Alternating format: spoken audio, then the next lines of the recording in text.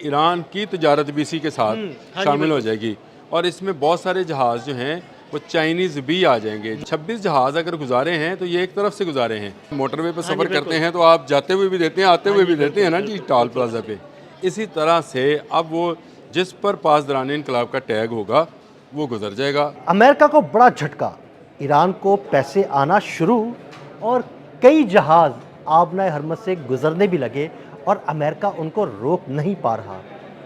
इस बारे में आमिर रज़ा से बात करते हैं। आमिर भाई, तकरीबन सुना है कि 26 जहाज़ हैं, वो गुजरे हैं आबनाए हरमज़ से। कुछ माल ईरान आया है, कुछ यहाँ से गया है। अमेरिका नहीं रोक पा रहा उनको और ईरान जो है वो पैसा भी इकट्ठा कर रहा है। देखिए, पहली बात तो यह है कि आपने बात बड़ी अच्छी की कि अमेरिका को धचका क्यों है? अमेरिका ने ब्लॉकेट किया हुआ है और अमेरिका को सारी की सारी जो सपोर्ट है वो गल्फ़ से मिल रही है। इन 26 जहाज़ों में गल्फ़ के जहाज़ भी शामिल है। अच्छा। तो इसका मतलब है एक तरह से गल्फ़ में अब तजारती बगावत शुरू हो गई है अमेरिका के ख़िलाफ़। ये एक बड़ी ख़बर है और अमेरिका के लिए वाकई में एक धचका है। टोल प्लाज़े का मामला है। किसी ज़माने में हम सुना करते थे कि रावी टोल प्लाज़ा पे बदमाश आपस में लड़ते थे बिल्कुल। कि यहाँ पे ठेका यहाँ किसको पे मिलेगा। किसको मिलेगा? ठेका ले लिया ईरान ने। पहली बात तो ये है कि ईरान ने साबित कर दिया कि पासदारान इनकलाब जिसको चाहेंगे गुजरने देंगे, जिसको चाहेंगे नहीं गुजरने देंगे। पिछले 24 घंटों में, यानी अब इस वक्त जो टाइम है इससे आप 24 घंटों में चले जाएं तो 26 जहाज़ उन्होंने बाहिफाजत गुजारे हैं। पासदारान इनकलाब की सरबराही में सही। उन्होंने ना सिर्फ उनको गाइड किया है बल्कि अमेरिकन जहाज़ और अमेरिकन सारे जो उसकी के मिसाइल बोट्स हैं वो मुंह देखती रह गई हैं और उनके सामने से जहाज गुजरते रहे और वो उनका कुछ नहीं कर पाए। उनको वार्निंग दी गई थी कि अगर आपने कोई भी किसी भी जहाज़ को डिस्टर्ब करने की, उसको डिस्टॉर्ट करने की, उसका रास्ता बदलने की कोशिश की तो कुछ नहीं छोड़ा जाएगा। हम इसको जंग समझेंगे, ऐलान जंग समझेंगे। अब इसमें दो चीज़ें हैं। अमेरिका इसलिए फंस गया, जो आपने कहा कि धचका लगा है। पहली बात तो यह है कि गल्फ़ में जो कंपनीज काम कर रही हैं वो अरसा दराज से उनका माल रुका पड़ा है। दोनों तरफ तजारत जो है वो बंद है। बिल्कुल, और वो अपने जहाज गुजारना चाहते हैं, अपना माल भेजना चाहते हैं, खरीदना चाहते हैं। और अब ईरान को क्या चाहिए? ईरान को इस वक्त डॉलर्स चाहिए। उसने पेमेंट रखी ही डॉलर्स में है, यानी $20,000 पर जहाज़ जो है वो पैसे लेना शुरू कर दी हैं और रूट सेफ़ है, साउंड है।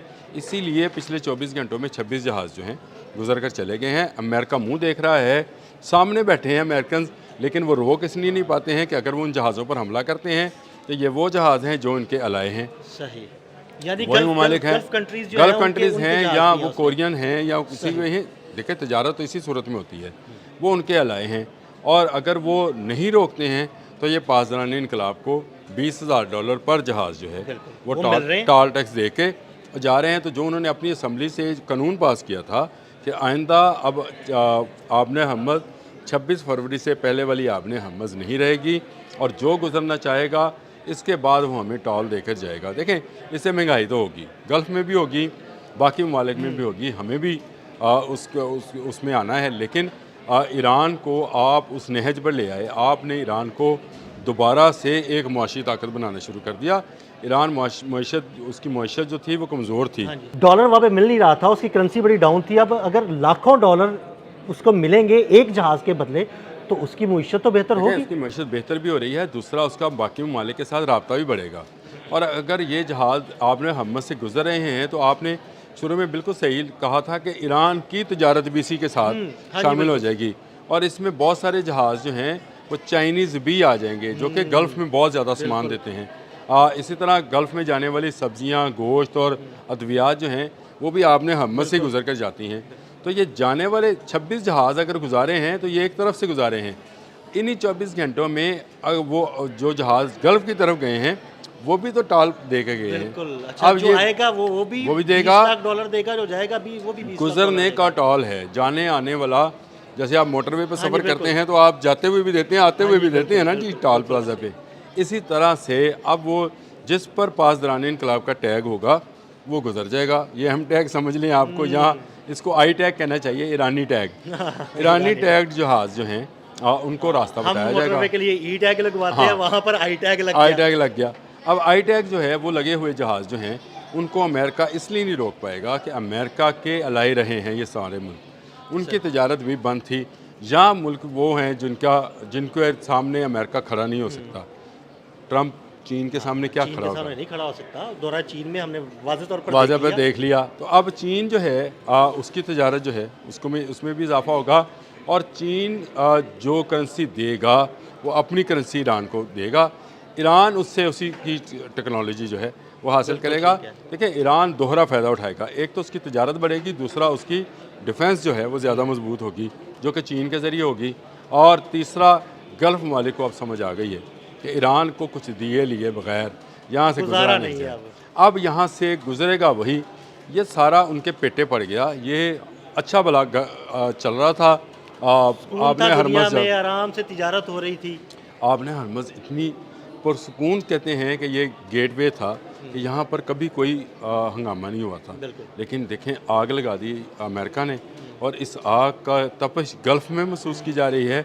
ईरान इस आग से अपनी हंडियाँ पका रहा है। बिल्कुल मुझे ये लग रहा है कि आपने हरमज़ का नुकसान गल्फ़ को हुआ है और आपने हरमज़ का फ़ायदा अगर किसी मुल्क को हुआ है तो वो ईरान को है। सही है। हालांकि एक तरफ ईरान है तो दूसरी तरफ गल्फ़ है, लेकिन वहाँ से गुजर नहीं पाएंगे जब तक वो यू टर्न वहाँ से कर्व नहीं लेंगे।